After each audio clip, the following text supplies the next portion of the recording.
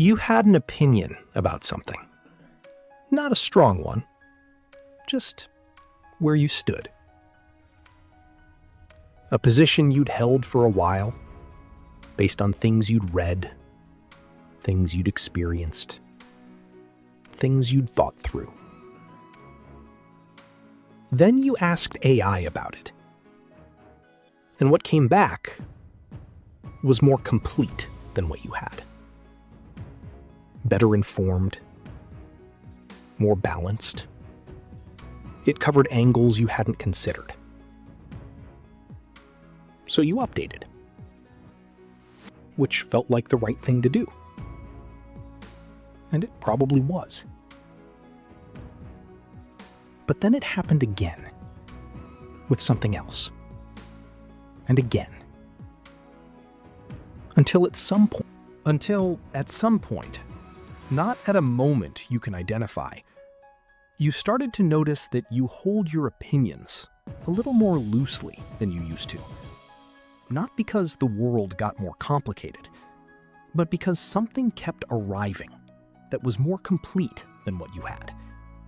And over time, the habit of updating started to feel more natural than the habit of standing somewhere. Here's what makes this hard to see. Updating your opinion based on better information is exactly what you're supposed to do. That's not weakness. That's how thinking improves.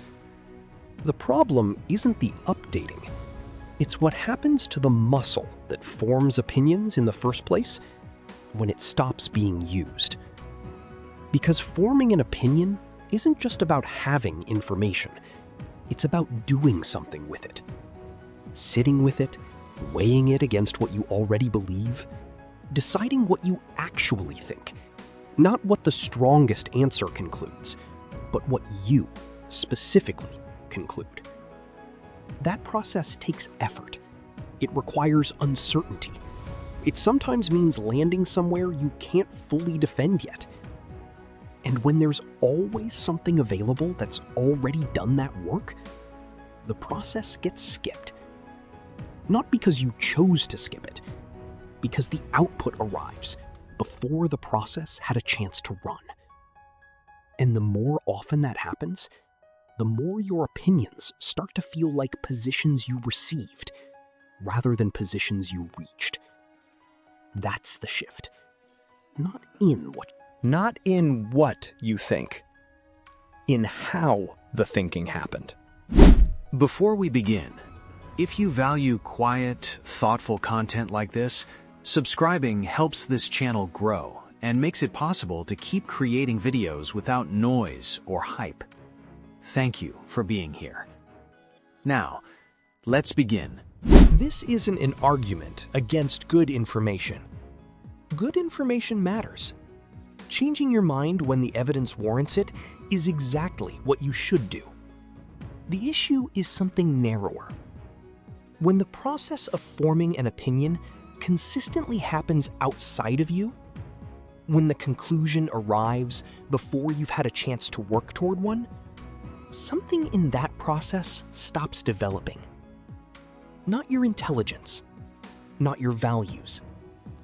Your ability to reach a position through your own reasoning, and to know that it's yours. And here's what's interesting. The people who know where they stand, without becoming rigid or closed, aren't afraid of better information. They aren't avoiding outside input. They just kept one habit that most people let slip. They form a view first. Before they check, before they ask, before anything more complete arrives.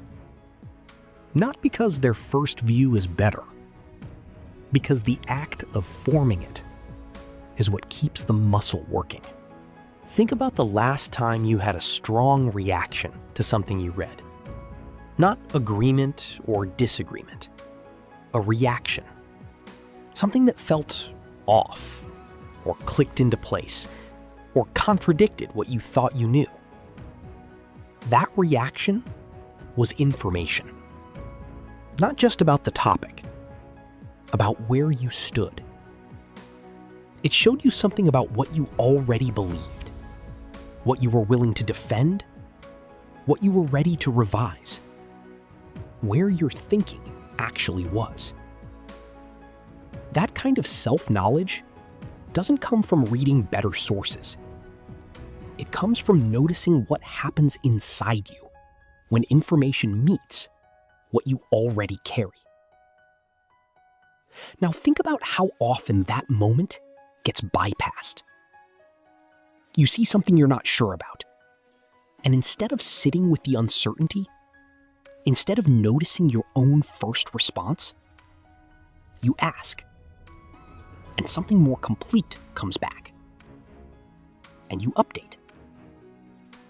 And the reaction you were about to have, the one that would have told you something about where you stood, never quite arrived.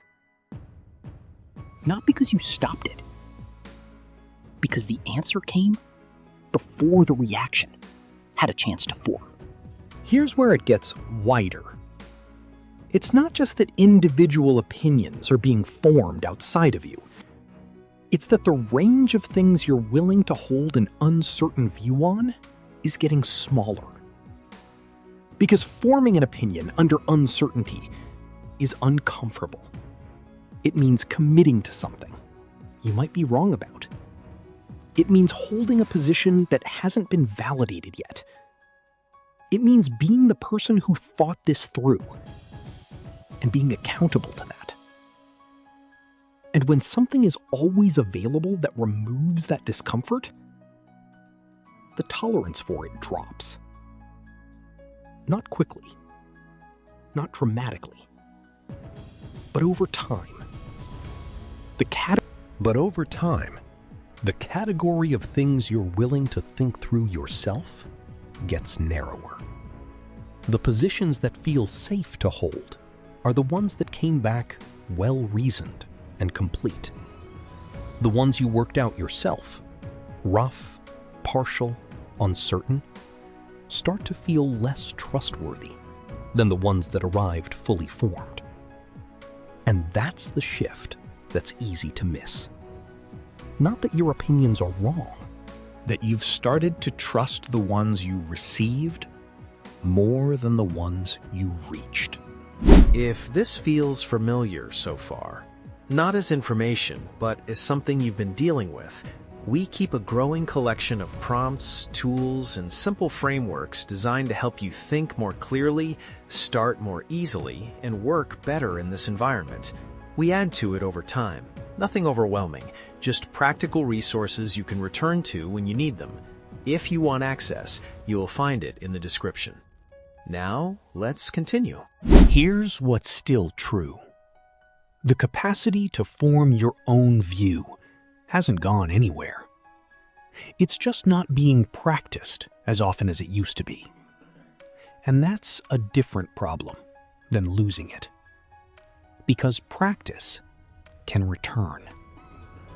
Not through a system, not through a decision to stop using the tools, just through one small shift. Noticing what you think before you look for what's known. Not to replace the search, not to trust your instincts over evidence, just to be somewhere before the answer arrives. To have a reaction, a lean, a half-formed position that the better information can land on. That's what the people who still know where they stand are doing differently. Not that they've read more, not that they think harder. They just don't let the question become empty before they've had a chance to be in it. And here's the thing about that.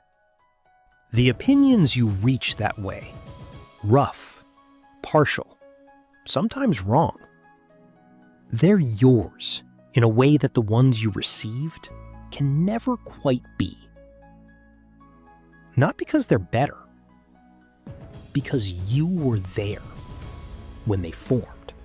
The opinions you reach that way, rough, partial, sometimes wrong, they're yours in a way that the ones you received can never quite be.